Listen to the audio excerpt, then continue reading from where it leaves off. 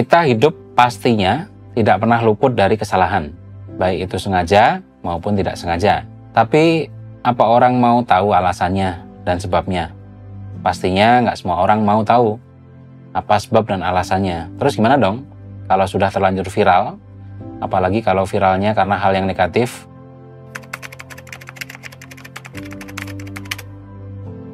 Perasaan takut, cemas, bahkan tidak percaya diri pasti akan muncul dan akan menghantui kita. Kalau kita terus-menerus mengikuti pikiran-pikiran takut, cemas, dan hal-hal buruk itu, yang ada justru akan membuat kita semakin menderita. Kita mungkin melakukan hal yang salah, tapi kita hanya manusia biasa. Wajar kalau kita berbuat salah selagi itu tidak kita ulangi terus-menerus. Lalu gimana caranya agar kita mampu meregulasi diri terhadap kecemasan yang kita alami?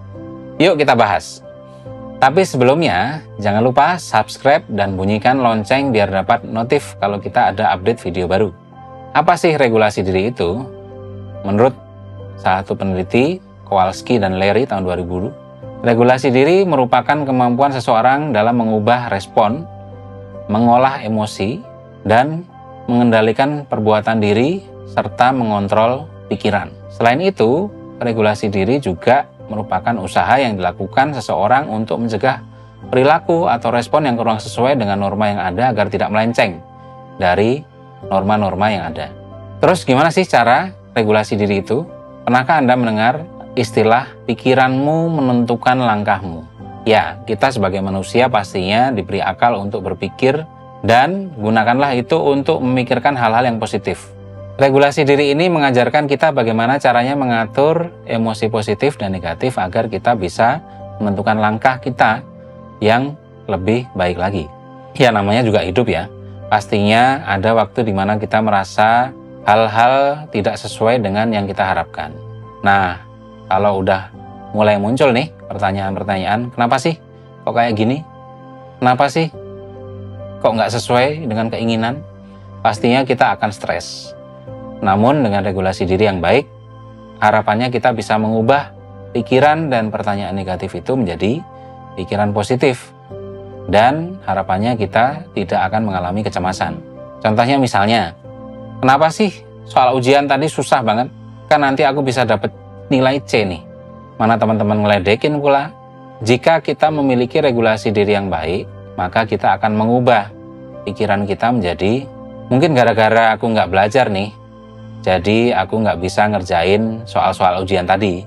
Makanya mungkin nanti nilaiku akan jadi C. Besok lagi aku harus belajar lebih giat lagi supaya kalau ada ujian aku bisa ngerjain dengan baik. Juga aku nggak akan diledek sama teman-teman lagi. Contoh lainnya seperti pada saat kamu mengikuti lomba menyanyi yang ditayangkan langsung, misalnya live di sosial media maupun televisi. Ketika kamu gagal dalam tahap itu dan dinilai suaramu buruk dan bahkan kamu lupa liriknya, pastinya semua orang yang menonton akan mengingat itu.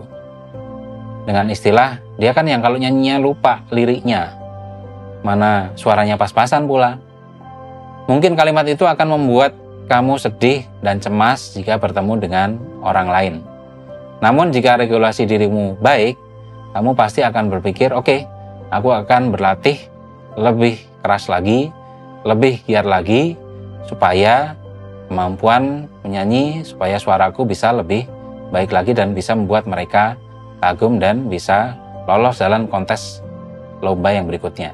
Regulasi diri ini cukup penting dalam hidup kita, karena jika regulasi diri ini kita kurang, maka kita akan sulit dalam mengurai kecemasan, mengurai hal-hal yang bisa menyebabkan kita stres. Seringnya perasaan cemas itu diekspresikan dengan tindakan-tindakan marah-marah, maupun murung, menutup diri, menarik diri, ingin sendirian terus. Nah, kalau kamu merasakan ini dan merasa sudah di tahap stres yang berlebih dan uring-uringan, jangan ragu-ragu lagi. Sepertinya kamu harus minta bantuan ke psikolog ya. Jika kita memiliki regulasi diri yang baik, maka kita bisa mengatur dan mengolah emosi kita dengan lebih positif lagi, sehingga kita bisa menjalani hari-hari dengan lebih baik dan lebih bahagia dan bisa melihat sesuatu dari sudut pandang yang lebih positif. Dengan demikian, kita pastinya akan terhindar dari perasaan cemas, malu, khawatir, atau perasaan-perasaan negatif yang lain yang mempengaruhi kesejahteraan psikologis kita. Sampai jumpa di video selanjutnya. Jangan lupa like, komen, dan subscribe, dan share ya ke teman-temanmu.